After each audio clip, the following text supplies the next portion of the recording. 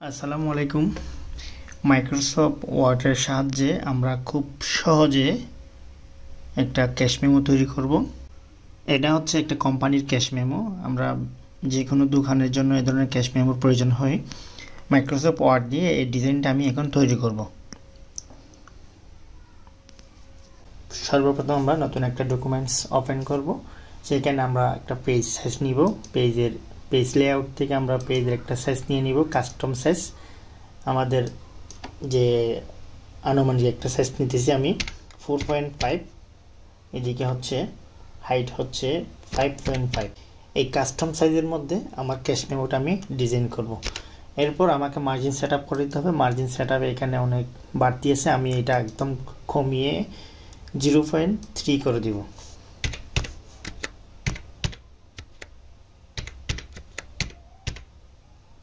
তো 0.3 করে আমার মার্জিন সাইজটা আমি কমিয়ে নিলাম। এখন আমরা একটা টেবিলের সাহায্যে এই কাজটা করব। কাজটা বিভিন্নভাবে করা যায়, আমি এই কাজটা এখন করব টেবিলের সাহায্যে। টেবিল না করেও করা যায়, টেবিলের সাহায্যে করলে কাজটা সবার জন্য ইজি হয়।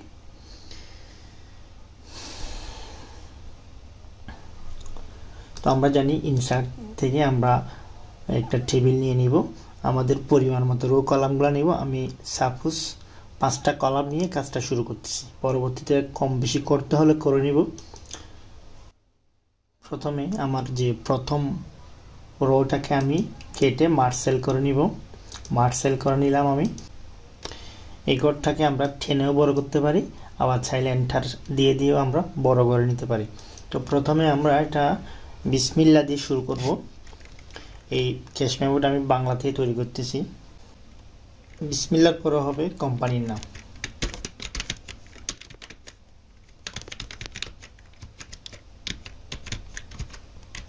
পরবর্তীতে আমাদের মেইন হেডলাইনগুলোকে আমরা বড় ছোট করে নিব, সমস্যা নেই। তো এরপর হচ্ছে আমাদের অ্যাড্রেস লিখতে হবে। আমি অ্যাড্রেসটা এখান থেকে কপি করে নিচ্ছি। আমি প্রথমে এই কাজগুলো সাজিয়ে নিই একটু করে। এটা আমরা সেন্টারে রাখতে হবে, যেহেতু এটা কোম্পানির নেম, দোকানের নাম, সেজন্য এটাকে আমরা একটু বোল্ড করে নিব। লেখার সাইজটা একটু বাড়িয়ে নিব এটাকে।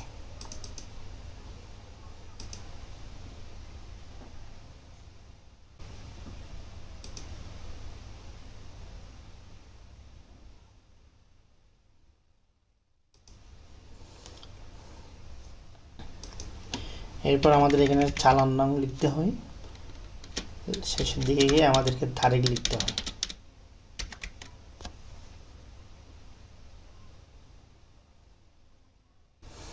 এখন আমরা এখান থেকে একটা শেপ নিয়ে ক্যাশ মেমো লেখাটা উল্লেখ করে দিব।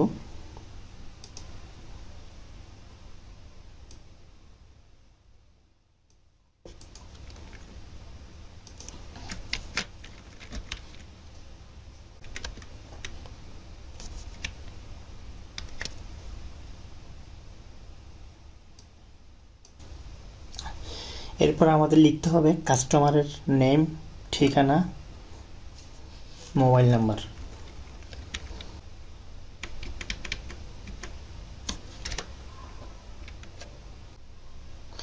এরপর আমাদের বক্সের হেডলাইনগুলো ব্যবহার করতে হবে। প্রথমে হচ্ছে ক্রমিক নাম্বার,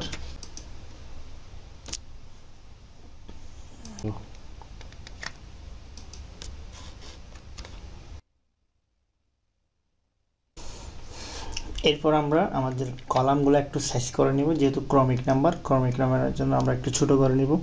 এরপরে হচ্ছে বিবরণের জন্য আমাদের অবশ্যই বড় করে রাখতে হবে, সেজন্য আমরা এদিক থেকে এদিকে নিয়ে যাই। মোটের পর আমরা একটা ডিসকাউন্ট দিতে পারি।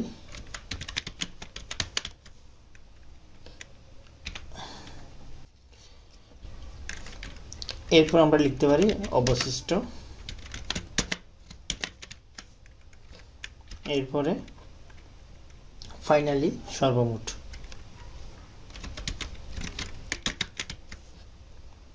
তো পরের ঘরগুলো আমাদের প্রয়োজন নেই, এগুলো আমরা সবগুলাকে মার্সেল করে একটা সেলে পরিণত করব, মার্সেল করে নিব। তো এখানে আমরা লিখতে পারি, কথাই লিখতে পারি। তো এরপর আমরা আরেকটা কলাম নিব, আরেকটা রো বাড়িয়ে নিব। এখানে আমরা আমাদের কিছু কাজ করতে হবে, সেটা হচ্ছে আমাদের কোম্পানির সিগনেচার দিতে হবে, ম্যানেজারের স্বাক্ষর দিতে হবে।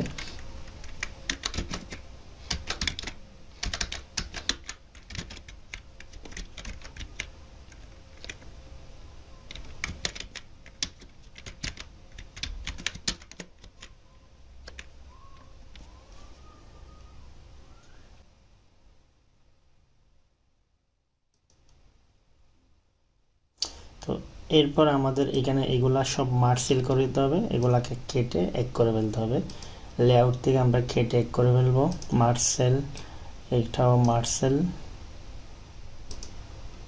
এরপরে এইটাও আমাদের মার্সেল করে ফেলতে হবে, বা ইরেজার দিয়ে মুছে দিলে তাও হয়ে যাচ্ছে।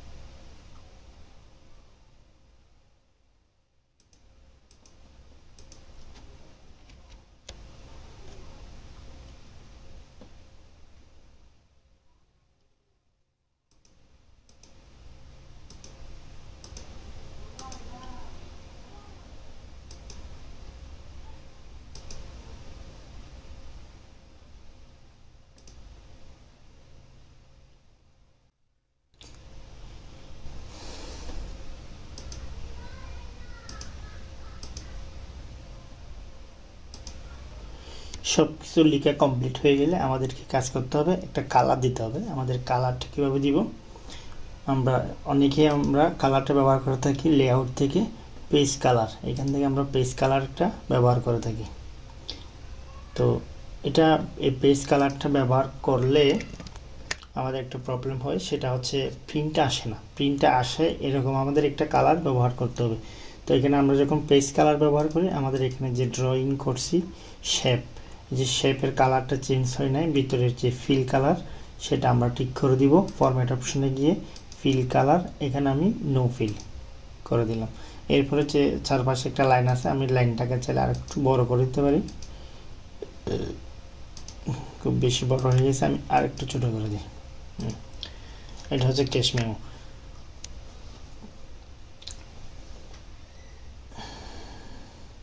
তো এটা যদি আমরা এখান থেকে প্রিন্ট প্রিভিউ করি, প্রিন্ট প্রিভিউ করার পর আমাদের একটা জিনিস ক্লিয়ার হবে যে দেখেন আমাদের প্রিন্টে যে কালারটা আসার কথা, সেই কালারটা আসতেছে না। সেই কালারটা আমাদের এখানে প্রিন্ট আনতে হলে একটা কাজ করতে হবে, সেটা হচ্ছে শেপের মাধ্যমে কালারটা আমাদেরকে দিতে হয়। এখন শেপের মাধ্যমে কালার দিতে হলে আমি প্রথমে কালারটা ডিসকালার করে দিই, এখান থেকে নাম করে দিই কালার, নো কালার।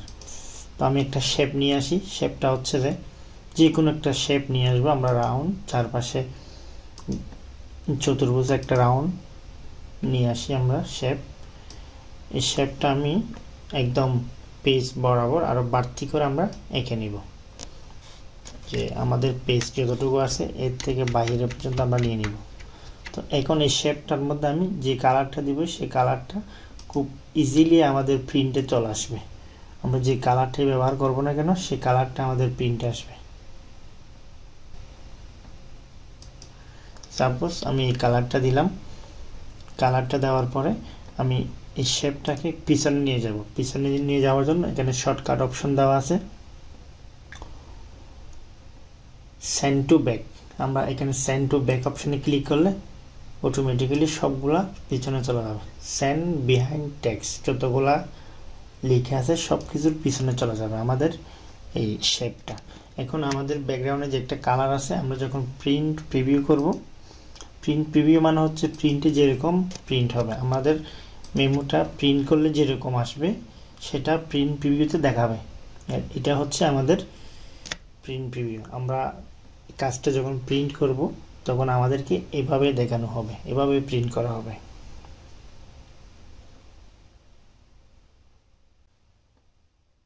এটা হচ্ছে একটা ক্যাশ মেমো।